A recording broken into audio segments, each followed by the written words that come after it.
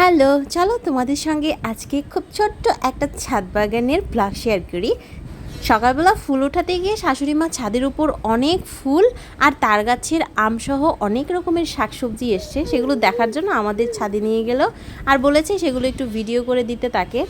ফোনটা হাতে নিয়ে সবাই মিলে আমাদের গাছের আম দেখতে চলে গেলাম।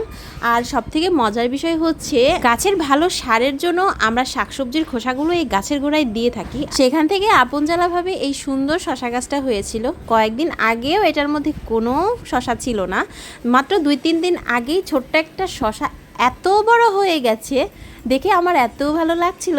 তো মা বললো এটা সুন্দর করে যেন আমি ভিডিও করে দিই।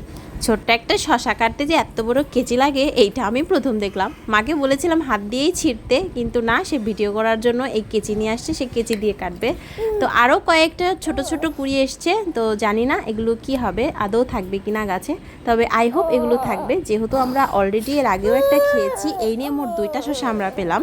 শাকসবজি যাই বলি না কেন, বাজারে তো অনেক পাওয়া যায়, সারা বছর কিনেই খেতে হয়। তবে 2-1টা ফলন গাছ থেকে পেলে যে কী শান্তি লাগে। নিজের হাতে গাছ থেকে শাকসবজি ফলমূল এগুলো পাওয়া আলাদা রকমের একটা ভালো লাগা কাজ করে।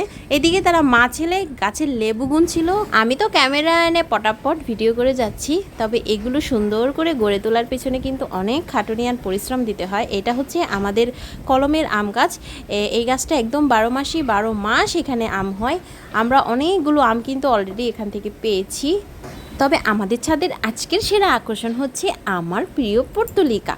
আজকে সবগুলো ডালেই সব কালারের ফুল এসছে, দেখে এত ভালো লাগছিল। পুরো টপটা একদম কালারফুল হয়ে গেছে।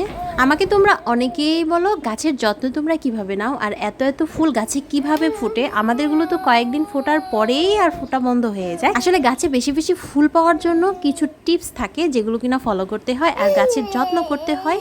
এখন থেকে আমার বৌমনির চ্যানেলের এই চ্যানেলটাতে ছোট ছোট গাছের যত্নের ভিডিও তোমরা কিন্তু দেখতে পারবে।